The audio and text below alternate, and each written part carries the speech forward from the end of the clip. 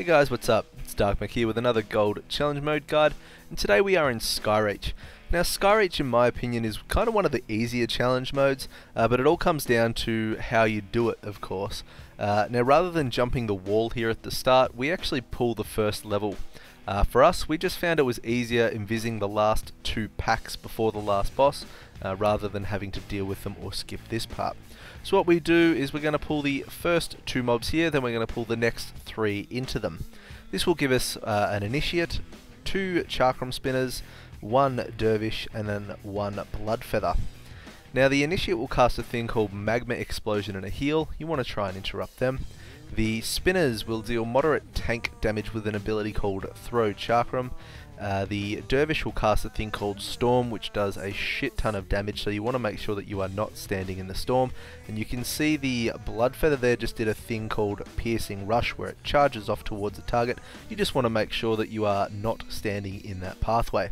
Now as you can see, there is a shitload of stuff on the ground here. It is a very melee unfriendly pull, that one, so you want to try and get them down as quick as you can and move on to the next four, provided the pat isn't with them. Now in this next four, you're going to get a herald, a spinner, a blood feather, and a life pack familiar.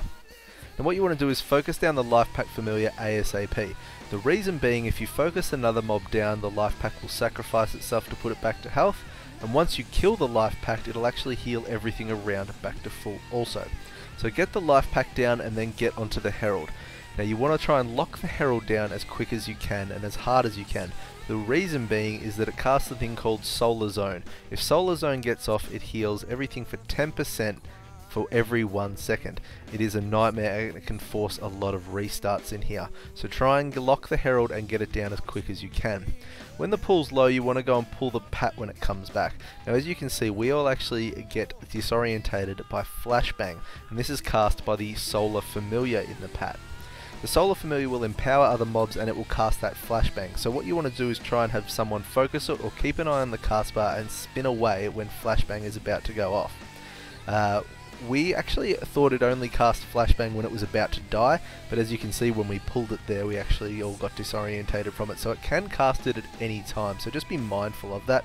The soaring chakra master that you'll get in this pat will cast a spinning blade that deals moderate party damage, and the blinding solar will deal a heavy tank damage with an ability called Solar Wrath. It'll also put a debuff on players called Solar Detonation. As you can see, a couple of us die on these first pulls. It's kind of like Grimrail with the trains. The spawn point's so close, so if you die and your party's still in a good position to continue, just res up. It's going to take you about 5 seconds to get back. So once all of this is dead, we are going to move up to the last four Arakoa mobs. These mobs don't really do anything special. The Skylord Overlord will do a similar thing called Piercing Rush on a random player. Again, you just want to make sure you're moving out of that. And what we're going to do is we're going to pick these Arakoa mobs up and drag them to the first boss. Now you're going to want to use your first heroism or drums on this boss. The reason being is that the longer this fight goes on, the more cluttered the platform becomes and the harder this fight gets. So you really want to try and get through this boss as quick as you can by cleaving off the boss and getting down the ads. Now also what you want to do to make this easier is you want to try and put your wind walls at the back of the platform.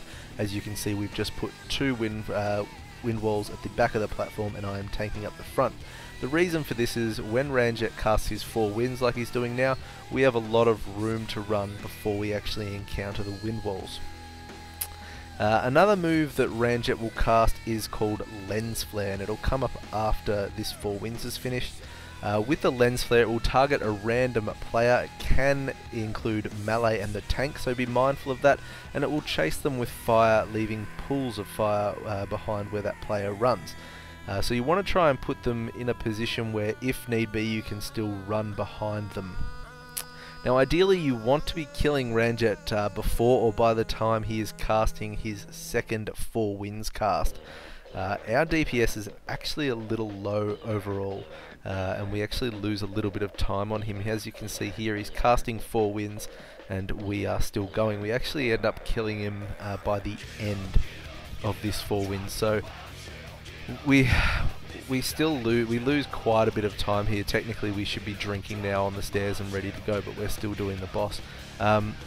But we still do get gold, so if your DPS is you know, around the same point, don't sort of panic. You still can get gold, but ideally you would like to be killing him by the time he is casting that second 4 winds. So once Ranjit is down, you're going to want to get a quick drink in, and you have 2 options here. Now you're always going to go and pull the mob to the left side of the stairs. The option you've got is to either pull the Dread Raven into that pack or to pull the Dread Raven separately. Now on a Death Knight I actually found I could pull the Dread Raven into that left pack, no worries. On the Monk however it was a little bit different, so what we do is we pull the Dread Raven down the stairs and kill it on the platform. Now with tanking the Dread Raven you just need to know when you pull it, it will pick you up and throw you 180 degrees. A couple of seconds later it will then charge you and knock you back. So you just want to make sure when you pick it up on the stairs, it'll toss you to the top of the stairs. You want to run down and get in front of it so it punts you onto the boss's platform and then kill it down here like so. So once the Raven's dead, you're going to want to move up the stairs and go to the left and start that pack. And this pack will contain 5 mobs. Really the only ones worth mentioning are the Adept of Dawn and the Gale Caller. The Adept of Dawn will cast a thing called Magma Explosion. You want to make sure you're interrupting this, and at low health the Adept will summon Sun Trinkets, which will heal nearby enemies. The Gale Caller will Cyclone random players, so again you just want to make sure that you're using your stuns you've got available here. I got a leg sweep off and we were going to start a Remorseless Winter. We had a miscommunication though, an explosive trap went off and separated everything and our Winter became useless. So once that once that pack is nearly dead, you're going to want to go and pull the Arcanologist. The Arcanologist is just a single mob just before the second boss. It has no HP and will virtually just melt. Again, there is a lot of crap on the ground with these mobs. It is quite melee unfriendly, so just make sure you watch what you're standing in. So now we're going to move up to the second boss, Arachnath. This guy's probably the hardest boss in here just due to the damage and pure amount of healing that's required from your healer. Now as a tank, you want to tank him in the middle and tank him facing away from your party. The reason behind this is that the boss will cast a thing called Smash. Now as a tank, all you want to do is sidestep this Smash. An easy way to know which way to go is you can watch which hand he puts up for the Smash and then strafe to the opposite side. Now in challenge mode, as you can see, you have 3 healing beams to handle. You have a few options with this. Basically you want to put any class that has some kind of damage reduction ability in those beams. So Death Knights can use AMS, Rogues can use Cloak, Hunters can stand in there with Deterrence, Monks can use Diffuse Magic. You just want to make it as easy on your healer as possible.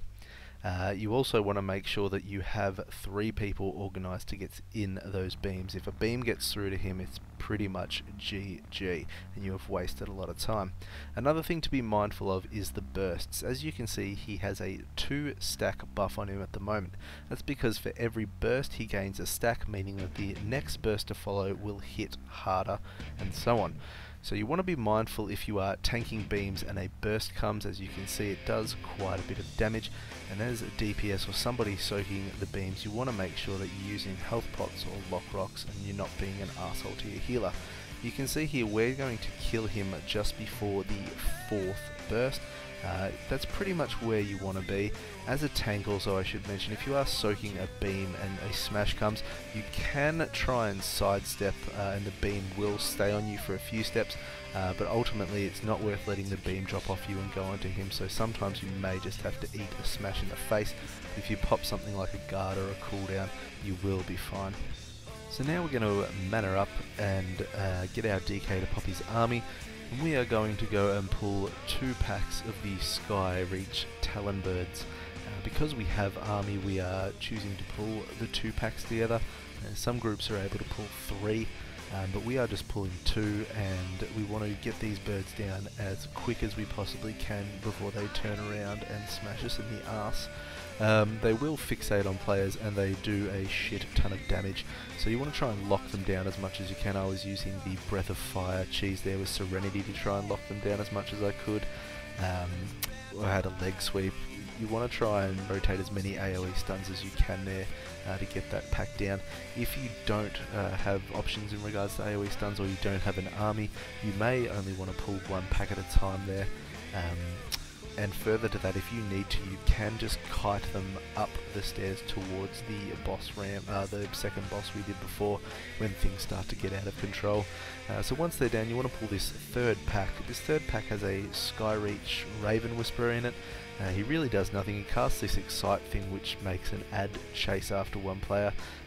But being this just a single pull, you really shouldn't have any trouble with this pack. You just want to get them down as quickly as you can and set yourself up for the third boss, which will appear once these guys go down. Now the third boss, Rookran, I think that's how you say his name, that's how I'm going to say it anyway, is a relatively simple boss, pretty much the way we did it. As DPS, you don't want to kill any of the adds that spawn the solar flares, you simply just want to kite them around. Now as a tank, the biggest thing you need to be focused on here is his Pierce Armor cast. Now on a DK this is easy. As soon as the caster Pierce Armor comes up there, you want to hit Death Strike and you're going to be fine. On a monk, however, I found it to be really finicky. If I did a blackout kick as soon as that cast pop up, half the time I would end up with the debuff. So I tried to usually cast my blackout kick about halfway through that Pierce Armor cast, and then I found I was fine, but occasionally I would get caught with it. Now if you do get one stack, it is not the end of the world, you will be fine. If you do get 2 stacks though, you are pretty much fucked.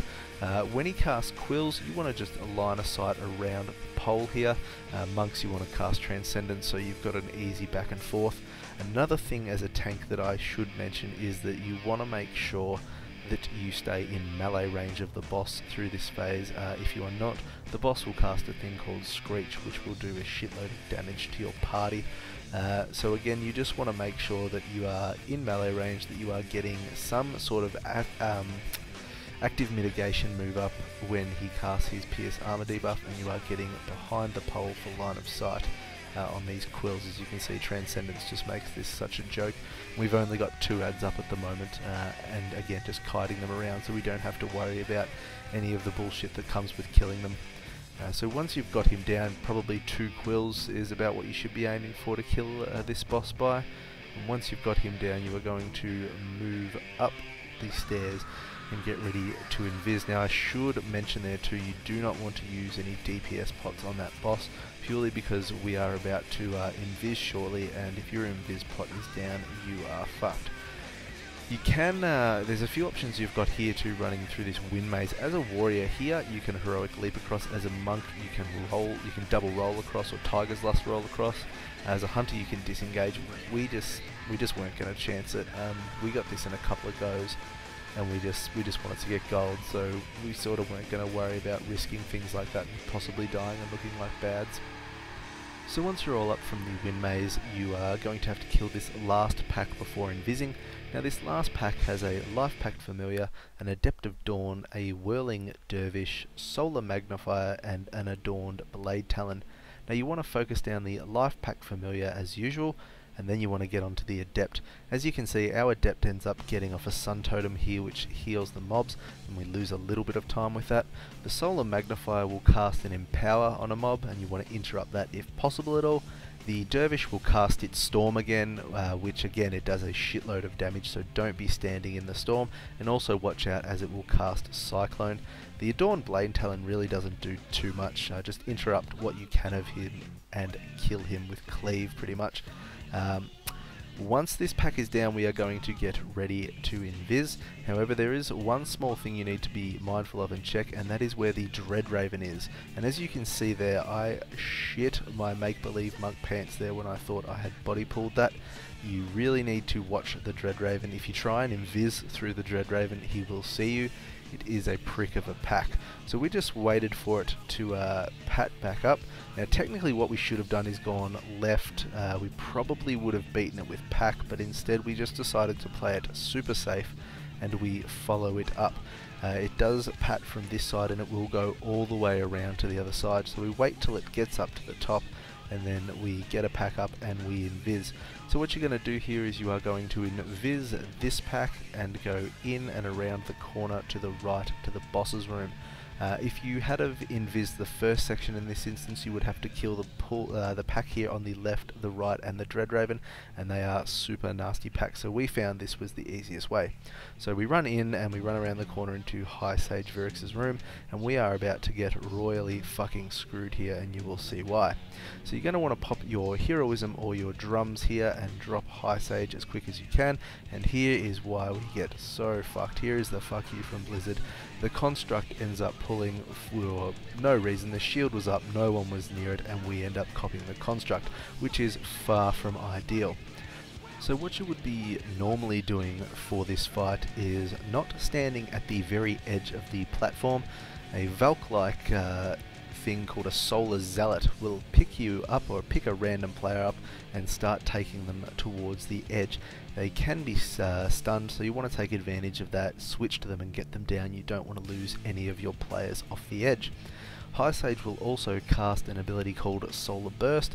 You can Dark Sim or Spell Reflect it or interrupt it, and you want to do that wherever you can.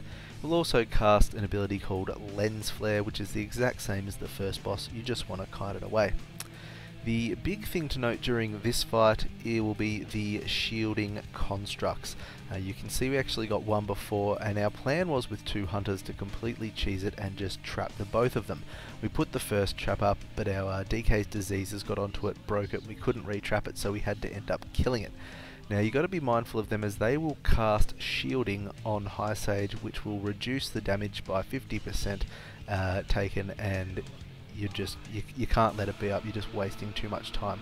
So remember, if you do have a hunter in the group, you can just trap them and it's not a problem. As you can see, we've got the second one trapped and we don't have to bother. If you do have to kill them though, they do go down quite quickly. You just want to make sure that you've got some kind of interrupt on the shielding and you will be fine. So as I said, this fight is relatively simple. You just want to make sure that you're switching to the Zealots, you're not losing any of your players off the edge. They can be stunned, and you are either interrupting or Dark Simming or Spell Reflecting those Solar Bursts that the boss cast. We've still got 20 seconds on gold here. This is pretty tight.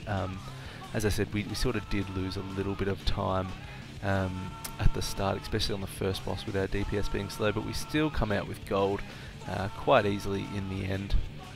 But there certainly were places that we certainly could have made up a lot of time.